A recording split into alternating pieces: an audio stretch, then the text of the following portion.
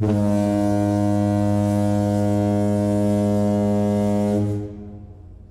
there, part-timers. Once again, it's Anton from Antonio Bay. Thank you guys for stopping by the collection room.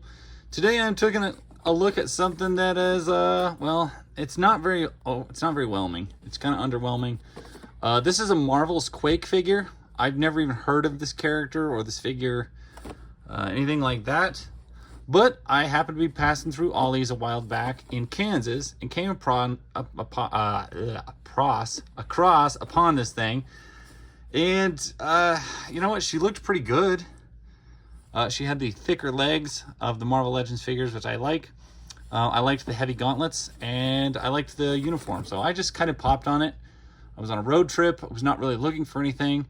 But yeah, I snagged this figure. Ollie's is the wasteland for figures that nobody wants. There was a lot of figures nobody wants there. There was tons of Black Panther. There was tons of Eternals, because nobody liked the Eternals. And if you ever watch that YouTube channel, World Class Bullshitters, they frequently highlight just how much stuff is sitting at Ollie's. And I was amazed how much, you know, Eternals and Black Panther and stuff like that was sitting at Ollie's, considering, you know, these movies were like 5 years ago. But they had stuff in there from even longer back, so nobody's buying the Marvel stuff like they used to. At least not this genre. I have lost a few of the hands. They went flying when I opened it. But I'm not going to worry about it too much, because what do we get? We get a gun, a little pistol. We get some white gloved hands, which I don't know why you would use those, because her powers are through these metal ones. But you do get those. You get some bath parts. A big blue arm. Who was this? Marvel's controller? I have no idea who that is. And I am an old school Marvel guy. You guys know that. I've got tons of Marvel stuff. Back in the old days. I don't know who that is. So anyway, this is a $10 figure, which usually for a Marvel Legends I'm pretty happy with. I am looking at the hairstyles of these different heads. I'm going to stick with the prettier face and the less dykey hair. And we're just going to set that aside. I'm going to go with the pixie 90s hairdo and a little bit prettier face. As far as the figure goes, I kind of like these big bulky gloves. It looks kind of like a little kid in them gloves. These straps, are they stuck in place? It looks like they are. It feels like they are. That's kind of nice. The belt is not. That's also nice. We are dealing with a shield agent here, so there's not a lot of uniform design going on. And there's no peg for a backpack if you wanted one, I guess.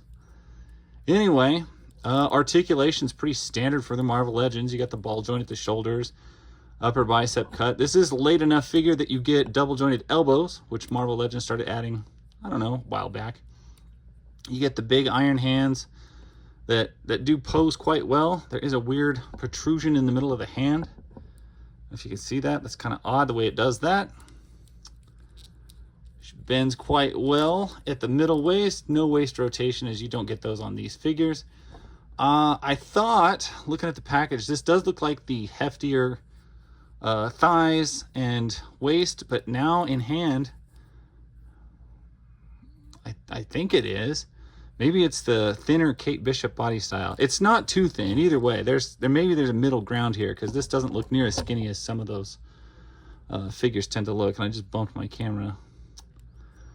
You get joints at the thigh, standard ball joints at the thigh, upper thigh cuts, double jointed knees, no rotation at the mid calf. I've never thought you needed that. You get ankle rocker pivots. She feels pretty good. This is kind of the last of the figures they made in the boxes, it seems like. And they started making their better figures and putting them on card again, and raising their price and not putting in bath parts. So, you know, this falls somewhere in the end of that first phase of the boxes, or the last phase of the boxes. It's not a terrible figure. There was, you know, where there was piles of different characters there. There was only one of these in the whole store, and I was just like, well, I'll get her. Nothing spectacular, nothing to write home for or about, so I'm not gonna dwell on her long. At $10, she's a reasonable enough addition to the collection. I could probably hawk this arm and get, you know, 5 to 7 out of it, so you can recoup most of your money. Plus, if you just miss buying Legends back when they were a little bit cheaper, sometimes it's nice to pick something up just for that reason. Anyway, this figure is good enough. She'll serve the purpose of, I don't know, being on my shelf for a while and then getting put in a plastic bag and then put in a box and being stored. Which is probably her fate.